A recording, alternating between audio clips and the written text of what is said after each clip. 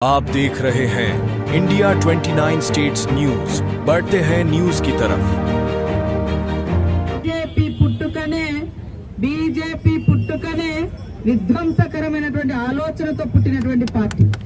ఆ రోజు ఆనాడు బ్రిటిష్ సంఖ్యలను తెంచడం కోసం మా నాయకులు గాంధీ గారు, నెహ్రూ గారు, సర్దార్ వల్లభాయ్ పటేల్ గారు ఇట్లాంటి ఎంతో మంది మహనీయులు పోరాడుతుంటే వీళ్ళ వారసుడు, వీళ్ళ ఆర్ఎస్ఎస్ నాయకుడు సవర్కర్ బ్రిటిష్ వాళ్ళతోటి కుమ్మక్కైనటువంటి నాయకుడు.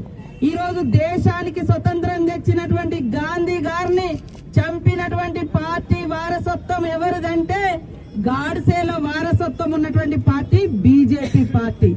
గాంధీ వారసత్వం ఉన్నటువంటి పార్టీ కాంగ్రెస్ పార్టీ. అందుకనే ఈ దేశము, ఈ రాష్ట్రం, ఈ ప్రజలు ఆలోచించాలి.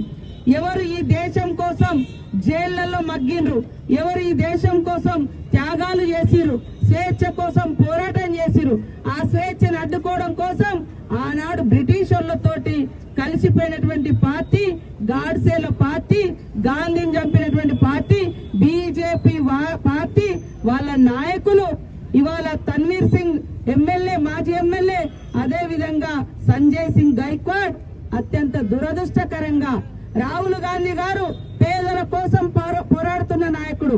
కులగణన, జనగణన జరగాలి, ఈ మనమెంతో మనకెంత వాటా కావాలి, అప్పుడే ఈ పేదరికం పోతుంది, సామాజిక న్యాయం జరుగుతుంది, రిజర్వేషన్ ఉండాలి, పేదలకందరికీ న్యాయం జరగాలని పార్లమెంట్ లో కొట్లాడుతున్నటువంటి నాయకుడి మీద కావాలని ఇవాళ వాళ్ళన్ని దుర్మార్గాలు చేస్తారు. వాళ్ళ గురించి మాట్లాడితే దేశం పరువు పోయిందని. అరే ఆర్ఎస్ఎస్ గురించి మాట్లాడితే ఆర్ఎస్ఎస్ అనేది ఒక సంస్థ, మీ బీజేపీ సంస్థ. India 29 States News. Please support my channel, like, share and subscribe my channel.